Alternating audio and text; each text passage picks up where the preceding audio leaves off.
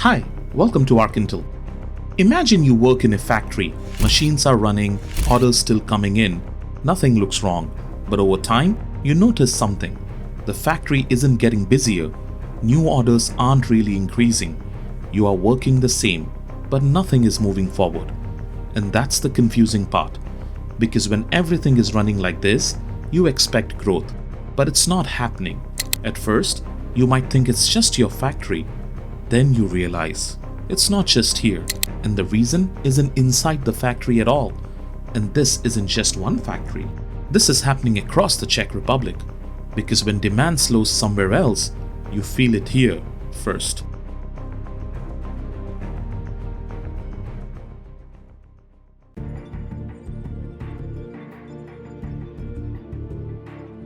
To understand what's happening, you first need to look at what actually drives production in the Czech Republic.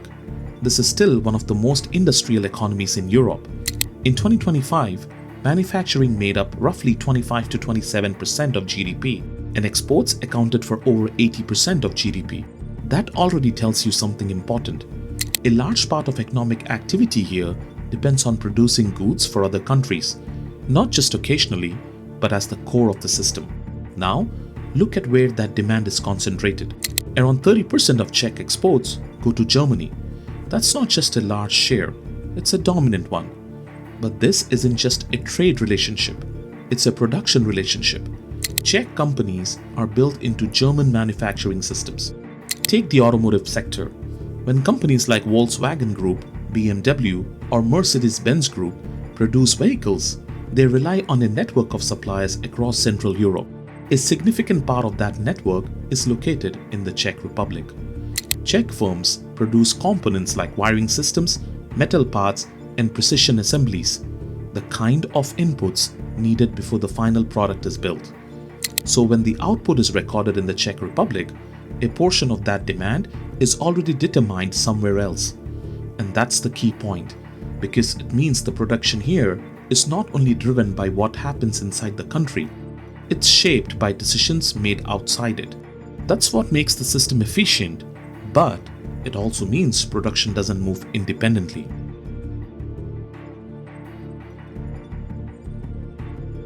Now, here's where things become less obvious. If you look at the Czech economy on the surface, activity still looks strong. Factories are operating, exports are still flowing, production hasn't stopped. And that's what makes this difficult to spot, because nothing signals a clear slowdown. From the outside, it doesn't feel like anything has changed. But growth doesn't depend on activity alone. It depends on whether that activity is increasing, and that's where the shift happens. In 2025, the Czech economy grew by about 2.6%, but expectations into 2026 still point to only modest improvement.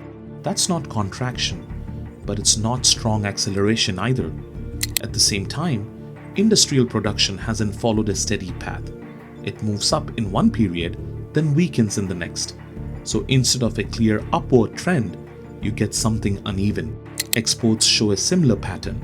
They continue to support the economy, but the pace of growth has slowed compared to earlier years. Put it together, and the system is still functioning, but not expanding.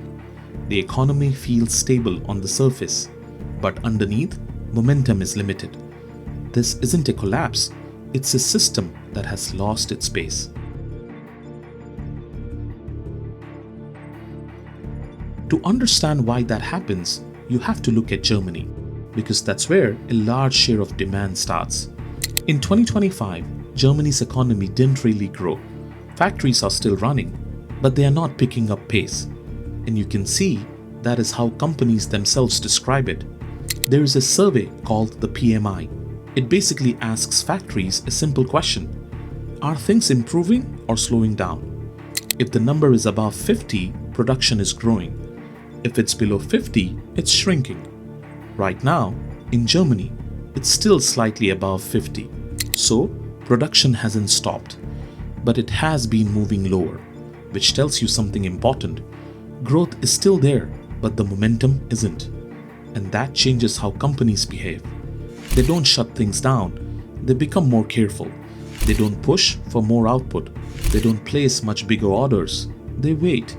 And that's where the Czech Republic comes in, because Czech factories are part of that early stage of production.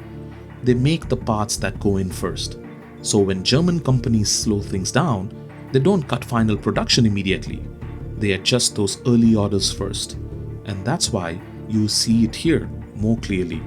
In many cases, the slowdown shows up in Czech factories before it fully shows up in Germany's final numbers, because the change starts with inputs, not finished products.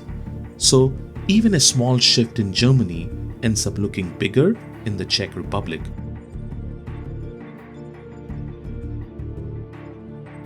Now step back and look at what this really means. The Czech Republic isn't just connected to Germany, it's positioned earlier in the process. It produces the parts that come before the final product, and that changes how the slowdown shows up, because when demand starts to shift, it doesn't appear first in finished goods. It appears in the inputs. Orders for parts slow down first. Production plans get adjusted early, before anything changes in the final output. That's why Czech factories feel it more clearly, not because the slowdown is bigger, but because they are closer to where it begins. And that changes how you read the data, because what looks like a small shift in Germany can already be visible here. So, what you are seeing in the Czech Republic isn't just a weak economy, it's an early signal of how the system is moving, a system that reacts sooner than the one it's connected to. And that's why everything can still look stable on the surface, while the change is already happening underneath.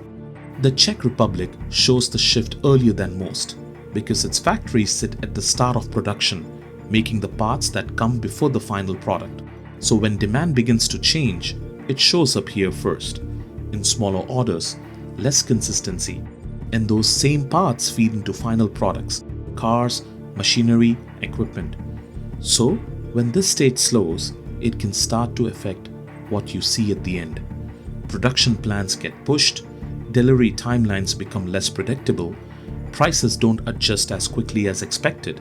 You might not notice it right away, but it shows up over time. It's not something you notice all at once, but by the time you see it at the end, it's already been there.